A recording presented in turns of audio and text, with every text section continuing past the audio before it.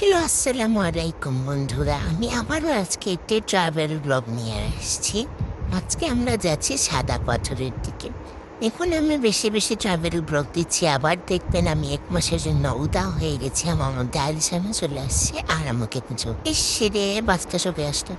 অনেক সুন্দর ভিউ। এই আমরা চলে গেলাম অনেক সুন্দর একটা ছোট্ট মোট্ট নদীর মাঝখান দিয়ে। আমরা আজকে স্পটে যাব, নীল নীল পানি, পরিষ্কার।